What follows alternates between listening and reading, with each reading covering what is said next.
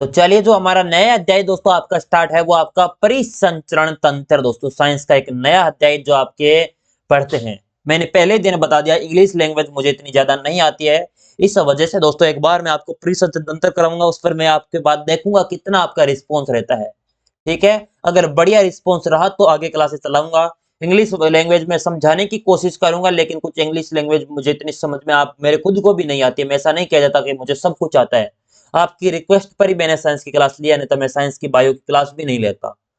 अब कंटेंट आपके सामने, क्वेश्चन जो कंटेंट दे रहा हूं उसी से छपेंगे। अगर आप खुद पढ़ सकते हो तो इस ई बुक को परचेज कर लेना, मुझे पढ़ाने की जरूरत भी नहीं पड़ेगी। ई बुक अपने एप्लीकेशन पे जाके, मिनिमम शुल्क है, ज्यादा शुल्क नहीं है, ई बुक वाले सेक्शन में जाके वहां से परचेज कर लीजिए। फिर आपको अगर प्रिंट फॉर्मेट में चाहिए तो परचेज करने के बाद मैसेज करना व्हाट्सएप पे, पहले मत कर देना दोस्तों, क्योंकि पहले करोगे तो वो नहीं मिलेगी। वो टीम अपनी नहीं देती है दोस्तों की, आप डायरेक्ट नहीं दे सकते सामने। जो हमारा जो व्हाट्सएप नंबर है दोस्तों, जो हमारी एप्लीकेशन वाले से लिंक है आपका, इस वजह से। ठीक है, चलिए। परिसंचरण तंत्र दोस्तों, क्या होता है परिसंचरण तंत्र? परिसंचरण तंत्र अंगों का वह समूह है जो शरीर की कोशिकाओं के बीच पोषक तत्वों को यातायात कराते हैं। इन तत्वों को अमीनो अम्ल, ऑक्सीजन, कार्बन डाइऑक्साइड, हार्मोन आदि शामिल होते हैं। अंगों का समूह क्या कहलाता है? तंत्र का अर्थ होता है अंगों का समूह। इनसे अलग अलग दोस्तों आपकी जुड़ी होती है। जिस प्रकार हमने मानव पाचन तंत्र पढ़ा था, उसके अंदर हमने दोस्तों भोजन पेट के अंदर ले जाके छोड़ दिया, लेकिन उसका संचरण किस प्रकार होगा उसके बारे में सारी चीज दोस्तों। रुधिर के अंदर क्या होता है कि रुधिर किस प्रकार प्रवाहित होता है आपके शरीर के अंदर, उसके बारे में आज क्या दौड़ाएंगे, आपके रुधिर दोस्तों। रुधिर को आपके हृदय से दोस्तों गुजारेंगे, फिर रुधिर को अपनी नाड़ियों से गुजारेंगे, सब कुछ दोस्तों देखना। चलिए, उदाहरण के लिए बात करें, रुधिर तरल अपना परिसंचरण तंत्र है और हृदय और रुधिर को पंप करता है दोस्तों। यानी रुधिर क्या एक मोटर है, रुधिर वाहिकाएं जिनके द्वारा रुधिर संचारित होता है। अगर आगे नाम आए रुधिर वाहिकाएं तो आप समझ जाना कि रुधिर उसके अंदर संचारित हो रहा है, यानी अपने रुधिर चला रहा है उन नाड़ियों के अंदर।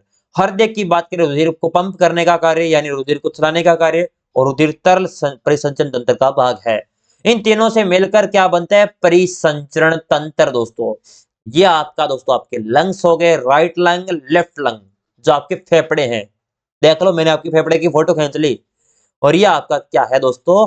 हृदय। जो आप कहते हो ना हमारा हृदय इतना है, हमारा दिल ऐसा है दोस्तों, ये आपका धक धक करने वाला, देख लो,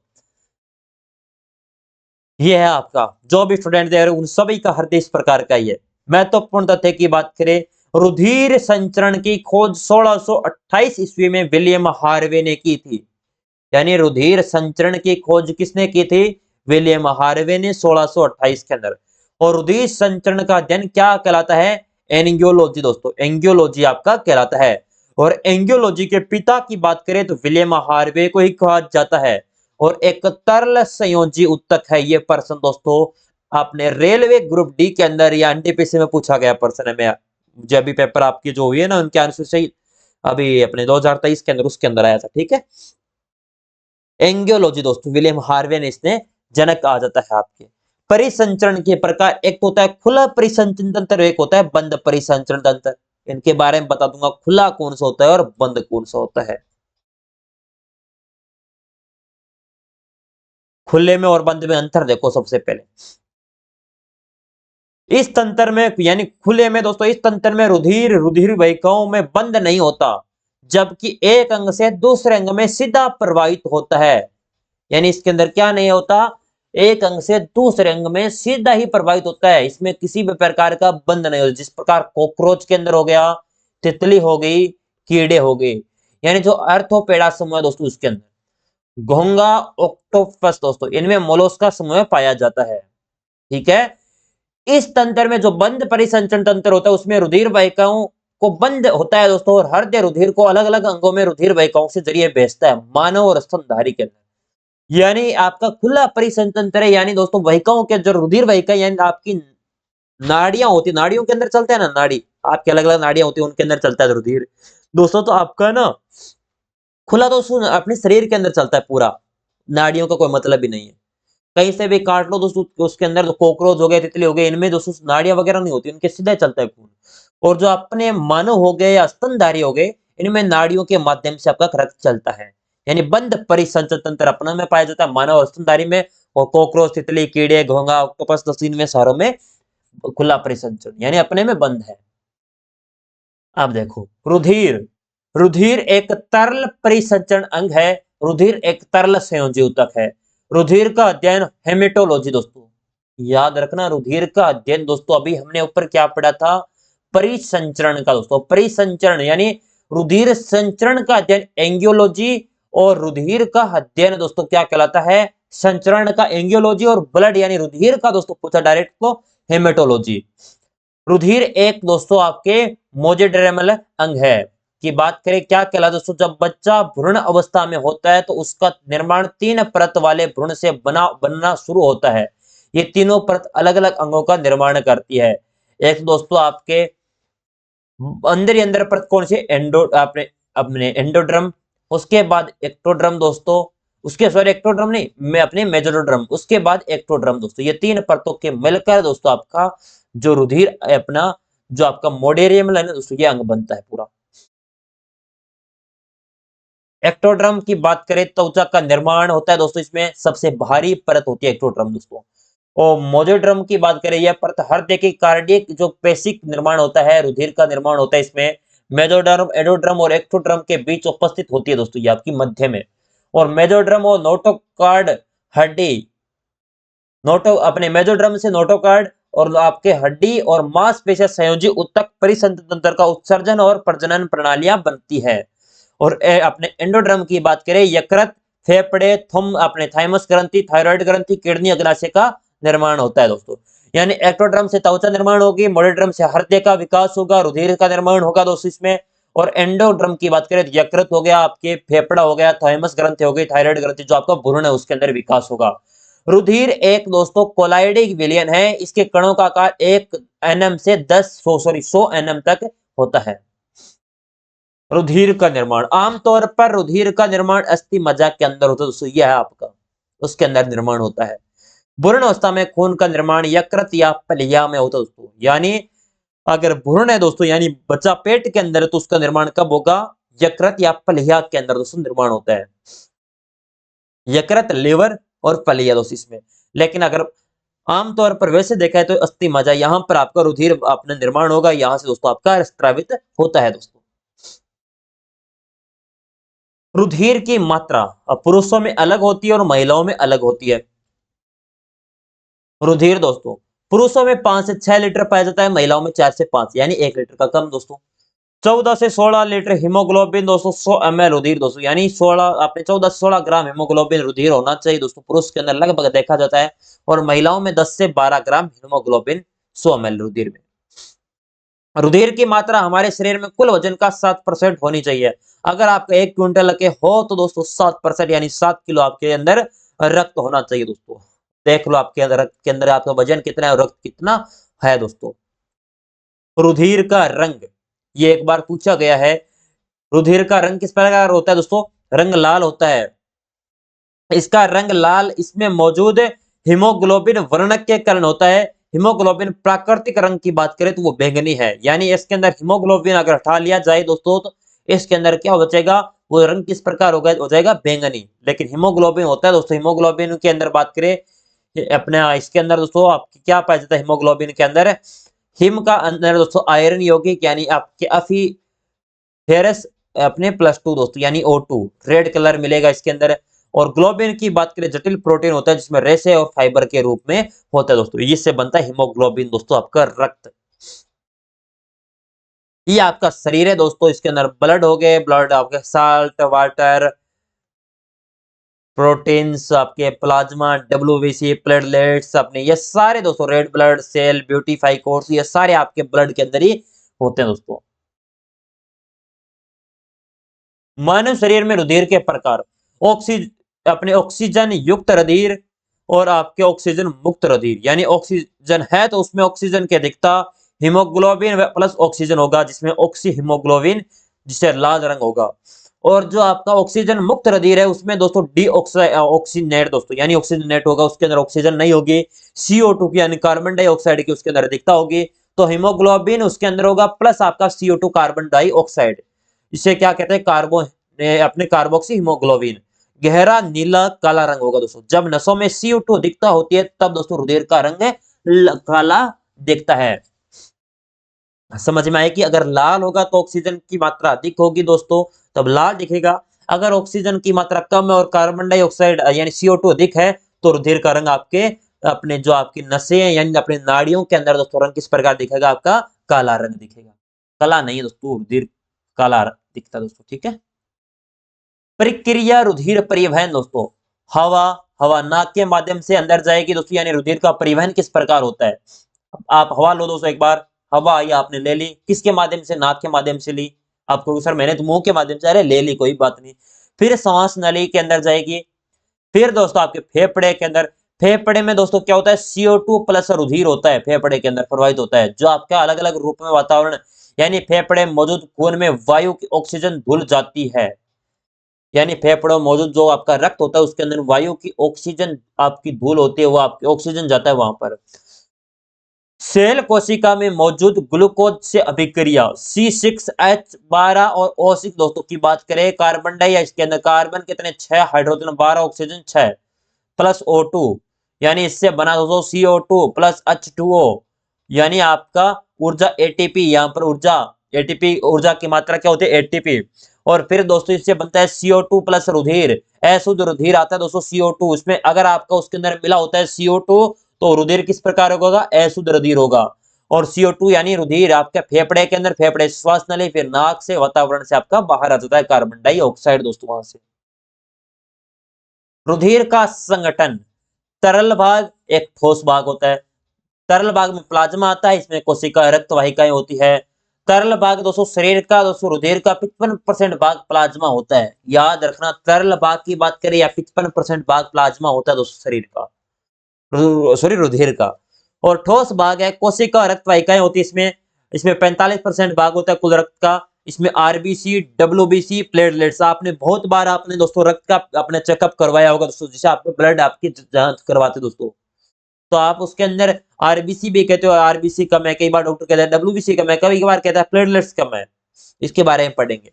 red blood cell, white blood cell, लाल रक्त कोशिकाएं, श्वेत रक्त कोशिकाएं और प्लेटलेट्स, ये क्या होती है इनके बारे में एक एक चीजें पढ़ेंगे आगे। सबसे पहले प्लाज्मा, ये एक रुधिर तरल भाग होता है, इसका रंग हल्का पीला होता है। अब दोस्तों प्लाज्मा का रंग, अब रक्त को दो भागों में बांट लिया, अब देखो रक्त को कितने भागों में बांटा, दो को, एक तरल भाग एक ठोस भाग। अब तरल भाग में दोस्तों रुधिर आता है, प्लाज्मा क्या कहते हैं अपने रुधिर को, तरल भाग में प्लाज्मा।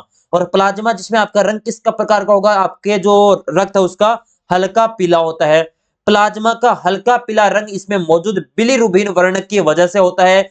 बिलीरुबिन वर्ण की बात करें, लीवर इस वर्ण का निर्माण करता है। लीवर दो वर्णक बनाता है, एक प्रत्यक्ष बिलीरुबिन और एक अप्रत्यक्ष बिलीरुबिन। प्रत्यक्ष होगा उसमें हल्का पीला रंग और अप्रत्यक्ष बिलीरुबिन होगा उसमें हरा रंग दोस्तों। और उदाहरण की बात करें पित्तरस दोस्तों, हमने अपने पाचन तंत्र में पढ़ा था पित्तरस दोस्तों, इसमें आपका निर्माण होता है हरा रंग अप्रत्यक्ष बिलीरुबिन में। और प्रत्यक्ष में पीला रंग, प्लाज्मा में बिलीरुबिन वर्णक की होने की अपने मात्रा ज्यादा होने पर है दोस्तों आपकी क्या होता है, जॉन्डिस आपका बीमार हो जाते हैं दोस्तों, जॉन्डिस बीमार हो जाती है इसमें। प्लाज्मा का संगठन, जब प्लाज्मा दोस्तों सॉरी जल प्लाज्मा में 90 से 92% पानी होता है, 1 से 2% दोस्तों आयन ग्लूकोज यानी आयन अपने कैल्शियम दोस्तों अपने Ng और अपने Cl यानी ग्लूकोज ऊर्जा उत्पन्न करने में काम करता है। प्रोटीन की बात करें 8 से 9% इसमें प्रोटीन इसके अंदर प्लाज्मा के संगठन के अंदर पाया जाता है। इसमें थ्रोम्बिन होता है, फिब्रिनोजन होता है, फाइबर होता है। रुधिर का थक्का जमाने में सहायक दोस्तों, अगर आपको रुधिर का कई बार आपके लग जाते दोस्तों, कई बार हाथ पर कहीं पर भी चोट लगे तो अगर आपका रक्त का थक्का नहीं जमे तो दोस्तों खून आपका बह कर निकल जाए पूरा, लेकिन निकलता थोड़ी है, वो थोड़ी देर बाद दोस्तों रक्त का थक्का जम जाता है, वो दोस्तों आपके थ्रोम्बिन, फिब्रिनोजन और अपने फाइब्रिन इसके अंदर। और कौन सी विटामिन है इसके बारे में आगे पढ़ेंगे। गोल्बिन इसकी बात करें दोस्तों, इसमें आपके प्रतिजन आपकी बनाना, प्रतिरक्षा तंत्र मौजूद प्रतिरक्षा तंत्र मौजूद मजबूत करना, अपने एंटीजन का निर्माण करना दोस्तों, आपको कोई बीमारी वगैरह ना हो इसके लिए। और एल्बुमिन की बात करें, आयन और मिनरल्स को संतुलित करना दोस्तों, आपने क्या खाया इनको दोस्तों, अपने किस प्रकार की प्रोटीन की मात्रा क्या है, इसमें सारी चीजों का निर्माण। ये तो आपका प्लाज्मा। उसके बाद आती है रेड ब्लड सेल, लाल रक्त अपनी कोशिकाएं। दूसरा नाम कहते हैं एरिथ्रोसाइट, लाल रंग कोशिका। लाल रुधिर कणिकाओं की खोज दोस्तों एवी ल्यूनहोक के द्वारा की जाती है। कौन करता है? एवी ल्यूनहोक। लाल रुधिर कोशिकाओं का निर्माण भ्रूण में लाल रुधिर कोशिकाओं का निर्माण यकृत या प्लीहा के अंदर होता है, ये हमने पहले ही पढ़ चुके हैं। लाल रुधिर कोशिकाओं का निर्माण की प्रक्रिया, लाल रुधिर कोशिकाओं का निर्माण दो भागों में, एक तो इरिथ्रोपोसिस अपने पोसिस, एक हिमोपोएसिस दोस्तों। एरिथ्रोपोसिस की बात करें, इसके बारे में क्या होता है इसके बारे में, लेकिन एक बार आप रुधिर के अंदर देखो आरबीसी, डब्ल्यूबीसी और रक्त विष्णु में प्लेटलेट्स। आरबीसी करोड़ों में होती है, प्लेटलेट्स लाखों में होती है, डब्ल्यूबीसी हजारों में होती है। सबसे छोटा रुधिर कोशिका की बात करें, रेड ब्लड सेल होती है आरबीसी, और सबसे बड़ी रुधिर कोशिका होती है आपकी व्हाइट ब्लड सेल, सफेद रक्त कोशिकाएं। लाल रुधिर कोशिका की गणना दोस्तों पुरुष के अंदर 4.5 से 5.5 मिलियन होती है दोस्तों आपके, और महिला में 4 से 4.5, लगभग 4-5 लाख आपकी, सॉरी 4-5 मिलियन होती है, 4-5 करोड़ दोस्तों मानो। लाल रुधिर कोशिकाओं तथा विषाणु की संख्या पुरुष और महिला दोनों के समान ही होती है, यानी व्हाइट ब्लड सेल है दोस्तों, उसके अंदर आपके विषाणुओं की संख्या क्या होती है? बराबर। लाल रुधिर कोशिका को जीवन काल यानी आरबीसी का कार्यकाल दोस्तों कितनी बार अलग अलग एग्जामिनर पूछ चुके हैं दोस्तों, चाहे आप सेंट्रल लेवल ले लो या स्टेट लेवल, सभी में पूछा है कि आरबीसी का कार्यकाल कितना होता है? 120 दिन। और आप ये दोनों पर्सन इंपोर्टेंट है। आरबीसी का कब्र ग्रह यानी दोस्तों किसे कहते हैं? लिवर या प्लीहा दोस्तों। आरबीसी नष्ट कहां पर होती है? लिवर या प्लीहा के अंदर। लाल रुधिर कोशिकाओं की सबसे ज्यादा मृत्यु प्लीहा के अंदर होती है, और लाल रक्त कोशिकाएं आपकी आरबीसी का पुनर्निर्माण ही प्लीहा के अंदर, यानी मृत्यु भी प्लीहा के अंदर सबसे ज्यादा, और आरबीसी का कोशिकाओं का निर्माण भी प्लीहा के अंदर। जब कभी हमारे शरीर में खून की कमी होती है तो प्लीहा इसकी कमी को पूरा करता है, इसलिए प्लीहा आरबीसी का ब्लड बैंक भी कहते हैं। ये भी दोस्तों इसमें इंपॉर्टेंट वाली एक तो ये है, और दो ये चीजें हैं, रट लो या कुछ भी कर लो। आरबीसी का कब्र ग्रह अपने लिवर को कहते हैं, आरबीसी कार्यकाल 120 दिन है। कोशिका दोस्तों ज्यादा कहां पर? प्लीहा के अंदर मरती है, निर्माण प्लीहा ही करता है वापस। आरबीसी में आपके दोस्तों जो आपका ब्लड बैंक है दोस्तों उसे कहा जाता है प्लीहा को ही, यानी प्लीहा को आरबीसी का ब्लड बैंक। लाल रुधिर कोशिका आकार डंबल आकार यानी द्वितलीय होता है। स्तनधारियों में आरबीसी में केंद्रक नहीं पाया जाता। आरबीसी स्तनधारी है, उनके अंदर क्या नहीं पाया जाता? आपका केंद्रक। स्तनधारियों में अपवाद की बात करें, केंद्रक उपस्थित होता है ऊंट और जिराफ में। स्तनधारी सारों में नहीं पाया जाता, लेकिन दो अपवाद है दोस्तों, एक तो आपका ऊंट और एक जिराफ दोस्तों, उसके अंदर आपका स्तनधारियों में आपका केंद्रक होता है दोस्तों, आपके सेल्स होते हैं वो पाए जाते हैं। ब्रह्मांड में सबसे बड़ी आरबीसी दोस्तों कौन सी है? आपके अपने एम्ब्यूमस उभयचरी। स्तनधारियों में बात करें तो आरबीसी, स्तनधारियों ब्रह्मांड की सबसे छोटी आरबीसी की बात करें कस्तूरी हिरण है, उसके अंदर होती है। और आरबीसी का कार्य की बात करें दोस्तों तो आरबीसी का कार्य क्या होता है? आरबीसी हमारे शरीर में खून के माध्यम से ऑक्सीजन तथा कार्बन डाइऑक्साइड लेकर आती है, यही कार्य आपका करता है। हीमोग्लोबिन का एक परमाणु एक बार में ऑक्सीजन के 4 परमाणु को लेकर हमारी कोशिका के पास जाता है। और हीमोग्लोबिन का निर्माण के सहायक की बात करें विटामिन दोस्तों B6 होता है। हीमोग्लोबिन निर्माण में सहायक विटामिन कौन सा है? B6 है। विटामिन B6 की कमी हो जाने पर आरबीसी पूर्ण निर्माण नहीं हो पाता, जिसकी वजह से दोस्तों आपकी मिल्ड एनीमिया बीमारी हो जाती है दोस्तों। लाल चकत्ते दोस्तों, सॉरी व्हाइट चकत्ते आपके शरीर पर मुंह पर ज्यादा होते हैं ना, वो आपके एनीमिया बीमारी, आपकी मिल्ड एनीमिया बीमारी होती है, जिनमें दोस्तों आपके रक्त के अंदर जो आपकी हीमोग्लोबिन का निर्माण में आपकी जो विटामिन आपकी B6 है उसकी कमी से, आरबीसी कमी से होने वाला रोग दोस्तों एनीमिया रोग होता है। आरबीसी की मात्रा ज्यादा होने पर दोस्तों क्या होता है? आपका त्वचा पर काले धब्बे, अगर एनीमिया होगा तो व्हाइट धब्बे, और आपका ज्यादा होगा दोस्तों प्रोक्टेमिया रोग दोस्तों, त्वचा पर काले धब्बे हो जाते हैं। स्केल सेल एनीमिया दोस्तों एक अनुवांशिक बीमारी है जिसका इसका आकार असामान्य होता है, आधे चांद के आकार का दोस्तों, यह भी स्केल सेल आपका एनीमिया है। चलो इतना पढ़ो दोस्तों, मैं पानी पी लेता हूँ, एक बार काम पर गया बोतल।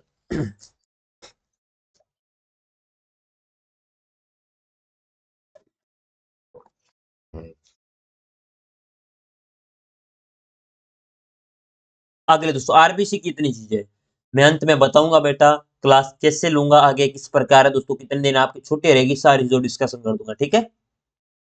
आरबीसी रुधिर कोशिकाएं व्हाइट ब्लड सेल दूसरा नाम है सफेद रुधिर कणिकाएं, ल्यूकोसाइट दोस्तों जिन्हें कहते हैं। अब आरबीसी का बताओ क्या कहते हैं उन्हें। हमारे शरीर में सफेद रुधिर अपनी कणिकाओं की संख्या 8 से 10,000 यानी 100 ml खून के अंदर दोस्तों, या रक्त के अंदर हीमोग्लोबिन के अंदर दोस्तों, रक्त हीमोग्लोबिन रक्त होता है उसके अंदर 8 से 10,000 आपकी डब्ल्यूबीसी पाई जाती है। हमारे शरीर में आरबीसी और डब्ल्यूबीसी का अनुपात की बात करें तो 600 अनुपात 1 अनुपात आपका आरबीसी का डब्ल्यूबीसी का होता है। डब्ल्यूबीसी का निर्माण का स्थान की बात करें अस्थि मज्जा, जहां पर हल्का पीला रंग दोस्तों आपका जिसके अंदर निर्माण होता है। डब्ल्यूबीसी का कार्यकाल दोस्तों 2 से जीवन काल, कार्यकाल नहीं, जीवन काल 2 से 4 दिन। आरबीसी का दोस्तों 120 दिन। डब्ल्यूबीसी की मृत्यु का स्थान रुधिर में मृत्यु और रुधिर में पुनर्निर्माण के समय दोस्तों, रुधिर की मृत्यु होती है, रुधिर में मृत्यु और रुधिर जो पुनर्निर्माण होते हैं उनमें दोस्तों इनके डब्ल्यूबीसी की मृत्यु हो जाती है। सफेद रुधिर कोशिकाएं दोस्तों के केंद्र उपस्थित होते हैं इनमें सभी में, और डब्ल्यूबीसी का आकार अनियमित अमीबा के जैमी होती है। यह आपकी व्हाइट ब्लड सेल है। डब्ल्यूबीसी के दूसरे नाम युदक कोशिका, भक्षण करने वाली कोशिका दोस्तों, ऐसी कोशिकाएं जो किसी संक्रमण को अंदर खा जाती है उनके भक्षण करने को कोशिका कहा जाता है। अंगरक्षक कोशिका यह संक्रमण से बचाती है। सिपाही कोशिका, सफेद रुधिर कोशिकाओं की खोज एंड्रल एडिसन के द्वारा की गई थी दोस्तों, इसलिए इसके सिपाही कोशिका भी कहते हैं, अंगरक्षक कोशिका, युदक कोशिका या डब्ल्यूबीसी को ही कहते हैं। और डब्ल्यूबीसी के प्रकार की बात करें, एक कणिकामय की बात करें, ऐसी डब्ल्यूबीसी जिनके अंदर कोशिका द्रव्य कण पाया जाता हो, कणिकामय डब्ल्यूबीसी कहलाती है। ये 3 प्रकार की होती है, अम्लीय रंजक, क्षारीय रंजक और उदासीन रंजक। जब एक डब्ल्यूबीसी अम्लीय रंजक से रंग देते हैं तो उसकी नारंगी रंग प्राप्त होता है, ऑरेंज कलर का दोस्तों, वो अम्लीय रंजक हो गया। क्षारीय में दोस्तों क्षारीय रंजक, और इसमें आपका रंगहीन। कणिका में की बात करें, इसमें कोशिका द्रव्य नहीं पाई जाती। ये 2 प्रकार के होते हैं, मोनोसाइट और लिम्फोसाइट। मोनोसाइट क्या होते हैं, लिम्फोसाइट इनके बारे में आगे हम पढ़ेंगे दोस्तों। एक दोस्तों HIV एड्स दोस्तों, आपने नाम सुना होगा, ह्यूमन इम्यून डेफिशिएंसी वायरस दोस्तों, मानवीय प्रतिरक्षी अपूर्णता विषाणु दोस्तों। और एक एड्स दोस्तों, आपने एक्वायर्ड इम्यूनो डेफिशिएंसी सिंड्रोम दोस्तों, उपार्जित प्रतिरक्षा न्यूनतम सिंड्रोम दोस्तों, ये आप चाहिए एड्स है दोस्तों। विषाणु वायरस आपके सिंड्रोम के मध्य अंतर की बात करें, डिजीज की बात करें, वो तो होते हैं दोस्तों एक बीमारी लक्षण जिनमें लक्षण दिखाई देते हैं, और आपकी सिंड्रोम की बात करें, बीमारी का समूह, लक्षणों का समूह, जन्मजात बीमारी, ये आपके इसके अंदर आते हैं। अच्छा, एक आपने 1 मिनट बेटा, 1 मिनट, अच्छा अच्छा ठीक। अच्छा, ये विष्णु अपने विषाणु का परिवार, रेक्टो परिवार, ये रुधिर कोशिकाओं डब्ल्यूबीसी संख्या को कम कर देता है, लिम्फोसाइट की संख्या को कम कर देता है, और टी लिम्फोसाइट की संख्या में कमी दोस्तों इसके अंदर आ जाती है। एड्स कैसे फैलता है, रुधिर संक्रामक या रुधिर के माध्यम से। एड्स एक यौन संचारित रोग है, सेक्सुअल आपने अपने रोग है दोस्तों, आपका पुरुष शुक्राणु स्पर्म या महिला ओवम, इन दोनों के माध्यम से फैलता है। मां से होने वाले बच्चे के अंदर हो सकता है, यह संक्रमित हुई सुई के लगने से दोस्तों आपका एड्स हो सकता है, यानी सुई लगने से अपने गर्भ के अंदर बच्चे के, यानी मां से होने वाले बच्चे से कभी हो सकता है एड्स रोग।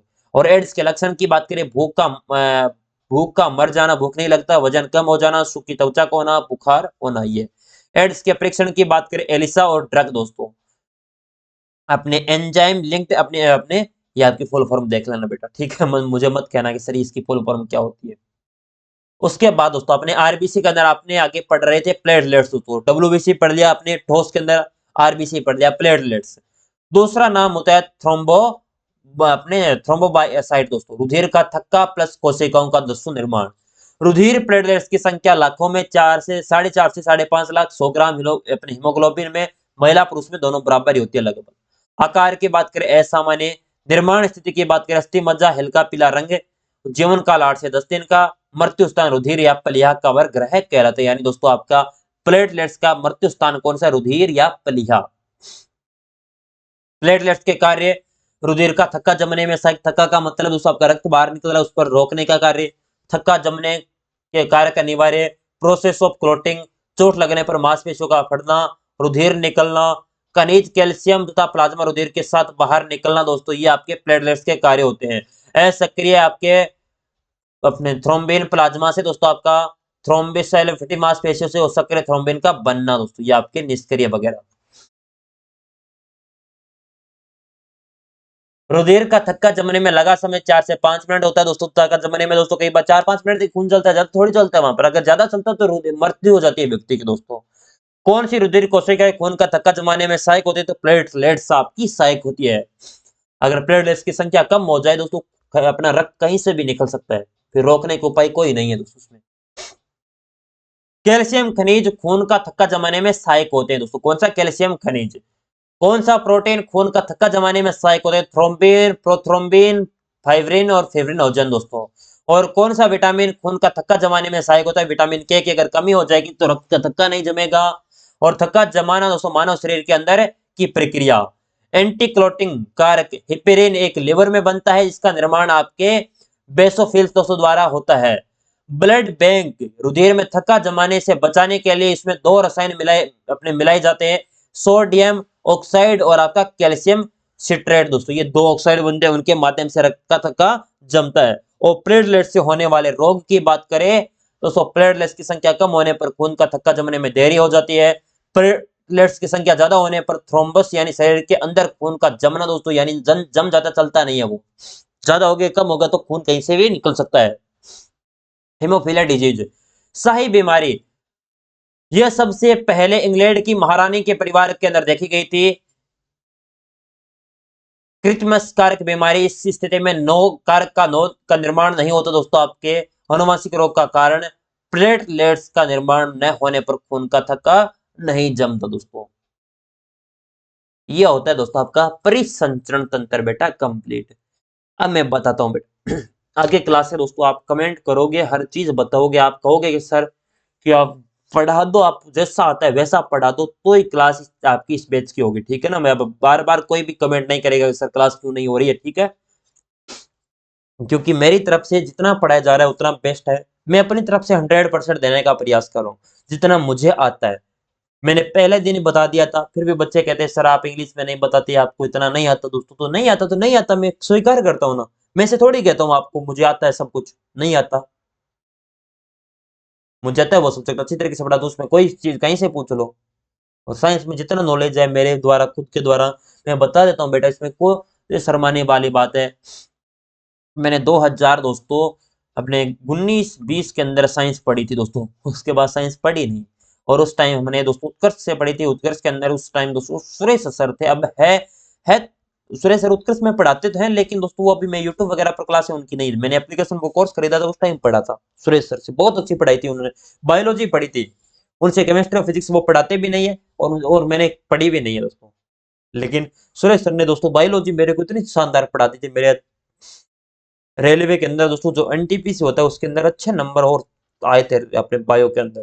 केमिस्ट्री फिजिक्स डूबा चुकी थी, लेकिन फिर भी एनटीपीसी में हो चुका था, फिर लेने क्यों है पोस्ट। हम तो स्टेट के कर्मचारी बन गए, फिर क्या जरूरत है दोस्तों। लेकिन उस टाइम मैंने तैयारी अच्छी तरीके से की थी साइंस की। और जो मैथ अभी मैं आपको पढ़ा रहा हूँ ना बेटा, जो आपको मैथ की कहते हैं सर, मैथ मैथ मैंने बेटा 2018 के अंदर दोस्तों, जब आज से दोस्तों लगभग 7 साल पहले 2018-19 के अंदर, बता देता हूँ, थोड़ा डिस्कशन कर लेता हूँ। 2018-19 के अंदर दोस्तों रेलवे ग्रुप डी की भर्ती आपकी निकली थी, रेलवे ग्रुप डी। ये बात है शायद दोस्तों मई के अंदर मैंने स्टार्ट की थी। साहिल सर जो अभी दोस्तों quick tricks by Sahil sir जो चतुर्थ श्रेणी के लिए क्लास भी लगा रहे हैं, साहिल सर मैं उनका धन्यवाद देता हूँ कि वो भी क्लास लगा रहे हैं, और उनका स्टूडेंट भी 4th ग्रेड के लिए मैथ पढ़ा रहे हैं। देखो दोस्तों कितना दोस्तों साहिल सर दोस्तों अपनी मैथ की फैकल्टी में देखा जाए ना, मेरे लिए सर्वश्रेष्ठ फैकल्टी है मेरे लिए मैथ की। साहिल सर बहुत अच्छा पढ़ाने वाले टीचर हैं। आप देखना एक बार, quick tricks by Sahil sir search करना, आपको चैनल मिल जाएगा, जाके मैथ देखना। आप भी तो दोस्तों यूट्यूब पर बहुत पढ़ा है उनका मटेरियल। और वो उस टाइम दोस्तों वाईफाई स्टडी पर पढ़ाते थे। वाईफाई स्टडी तो फिर दोस्तों अकेडमी ने खरीद लिया था, लेकिन उस टाइम दोस्तों मैं पूरी बात बताता हूँ, मैं थोड़ा सा अंत में आ चुका हूँ। मैंने उस टाइम दोस्तों अभी तैयारी मैंने स्टार्ट कंपटीशन का शुरुआत की बात करें तो मैंने कंपटीशन स्टार्ट किया था आपके रेलवे ग्रुप डी से स्टार्ट किया था। फिर दोस्तों फिर किस तरह मुड़ा पता ही नहीं लगा। रेलवे ग्रुप डी की दोस्तों लगभग है, उस टाइम मेरे पास मोबाइल भी बड़ा नहीं था, वो लगभग अपने वो हाँ जियो वाले मोबाइल आया करते थे, जियो कीपैड आते थे ना, वो आपकी मोबाइल था। उसके अंदर दोस्तों मैं ऐसे यूट्यूब चला रहा था, उस टाइम मेरे क्लास आई थी साहिल सर की, पहली बार साहिल सर की। मैं देख रहा हूँ यूट्यूब पर ऑनलाइन पढ़ाया जा रहा है, फिर मैंने पढ़ाई स्टार्ट की तो साहिल सर की क्लासेस। साहिल सर उस टाइम मई के अंदर उस एलपी की क्लासेस चला रहे थे, वो एलपी का एग्जाम था आगे अगस्त में। मैंने सोचा मैथ यहीं से कर दें, मैंने उनकी क्लासेस ली। उस टाइम दोस्तों आपके सॉरी वाइफ स्टडी के आपके फाउंडर थे दिनेश गोदारा सर, जो आपके अजमेर से हैं। वो मेरे काफी फ्रेंड है दोस्तों, मैं अच्छी तरीके से हमारी बातचीत होती है। अभी तो वो छोड़ चुके हैं वाइफ स्टडी को, लगभग 2020 के अंदर ही छोड़ दिया था। अभी वो अलग ही अपनी कंपनी चला रहे हैं। लेकिन दिनेश सर इस टाइम इसके फाउंडर है, थे वाइफ स्टडी के, और उनके द्वारा घोषणा की जाती है मई के अंदर की ग्रुप डी के लिए अलग से पढ़ाया जाएगा अच्छी तरीके से। उस टाइम वाइट डिजिटल बोर्ड पर साहिल सर लेके आए थे। आजकल तो बहुत ज्यादा कह रहे हैं कि वो लेकर आए, लेकिन दोस्तों देखा जाए ना वास्तविक तौर पर तो डिजिटल बोर्ड है ना, पहली बार अगर एजुकेशन के मामले में, और पहली बार यूट्यूब पर ही दोस्तों अपने भारत के एजुकेशन के अंदर बात करी साहिल सर ही लेके आई थी। उससे पहले मैंने ना तो डिजिटल बोर्ड किसी के पास देखा है ना बात। अभी देख लो यूट्यूब पे जाके पुरानी क्लासेस देखो, पता लग जाएगा। जो आज बता रहे ना, मैं निर्मल सर भी कह रहे थे कि हम लेकर, लेकिन निर्मल जी सर आप लेकर आए थे, लेकिन आपसे पहले ही साहिल सर लेकर आ गए थे। ठीक है ना, मेरा कोई दोस्त ऐसा दुश्मनी नहीं है कि उत्कर्ष के विरोध में नहीं हूं दोस्तों। निर्मल सर भी बहुत अच्छा पढ़ाते, मैं ऐसा बोल दिया ना सुरेश सर मैंने पढ़ी थी, वास्तव में जो पढ़ा है वो मैं बताऊंगा उत्कर्ष से पढ़ा है। और साहिल सर ने दोस्तों बहुत अच्छी तरीके से मैथ पढ़ाई उस टाइम। और मैंने रीजनिंग है दोस्तों, उस टाइम में मेरे अपने फेसबुक पे जाओगे तो आपको जो हितेश सर है ना, हितेश सर के नाम से आपको मिल जाएगा। हितेश सर बहुत अच्छी तरीके से रीजनिंग पढ़ाते। एक हितेश सर हो गए, और एक आपके दीपक तीर्थयानी सर अपने वाईफाई स्टडी पर पढ़ाते थे। उनके माध्यम से मैंने पढ़ा था। और साइंस उस टाइम पढ़ाती थी आपकी, उस टाइम वाईफाई स्टडी की बात कर रहा हूँ, सिप्रा मैम, जो अभी एक क्लास 24 के नाम से चैनल है उनका, मैं उनसे भी बहुत अभी बातचीत हमारी होती है। और अभी दीपक सर से भी अपनी बात होती है। दीपक सर का खुद का चैनल है, अभी खुद की एप्लीकेशन है। ये सारे टीचर दोस्तों अलग अलग टीचर है, मैंने वहीं से कंपटीशन की स्टार्ट किया था।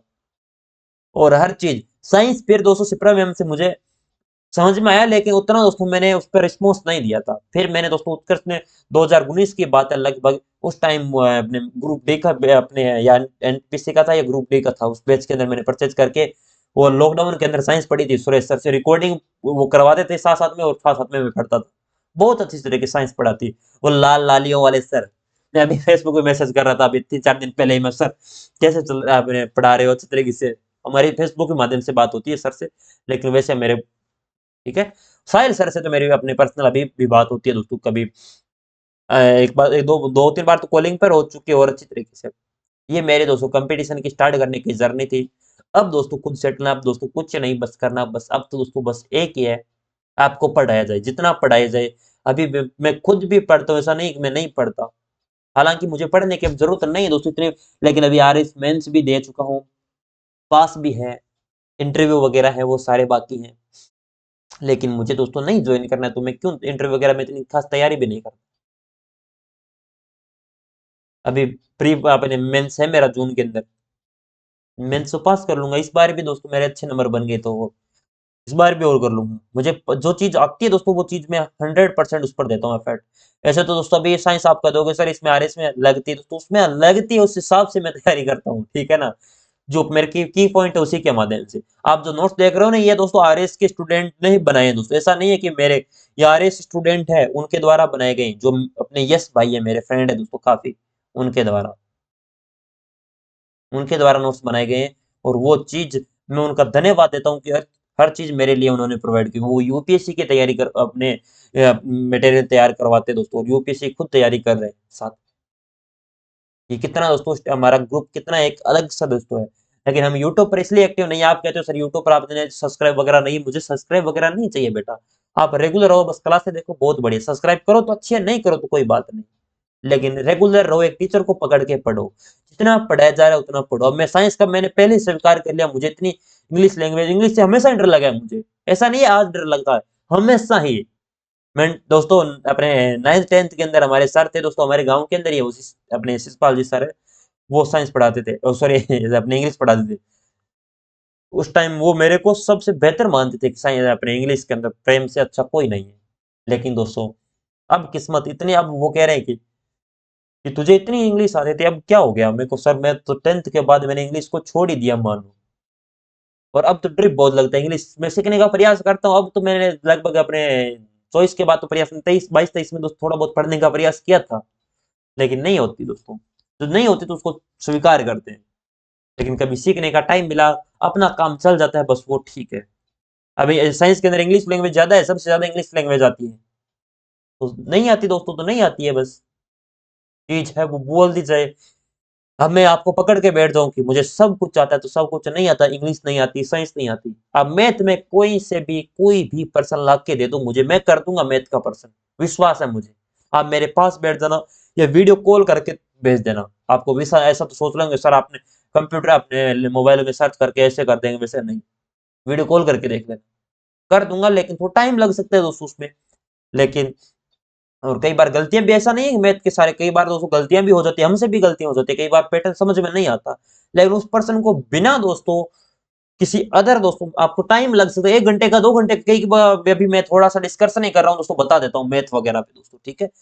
कई बार दोस्तों मेरे पास अभी भी पर्सन में टेलीग्राम वगैरह ग्रुप है मेरे पास, उन पे ज्वाइन रहता हूँ। वहां पर जो एसएससी लेवल के जो क्वेश्चन आते हैं दोस्तों, वो कई बार स्टूडेंट भेजते हैं डाउट वगैरह वहां पर, तो मैं सॉल्यूशन करवाते रहता हूँ। वो फ्री के अपने टेलीग्राम, अपना ग्रुप नहीं है वो, अलग का ही दोस्तों। वो उन पे मैं अपने करवाते रहता हूँ सॉल्यूशन। तो उन पे क्या करता हूँ, कई बार 3-3 4-4 घंटे एक पर्सन को लग जाते हैं, मेरे को भी, कि ये पर्सन किस प्रकार हो रहा है। दिमाग से कई बार घूम जाता है, लेकिन कर लेते हैं उसको, इतना विश्वास है।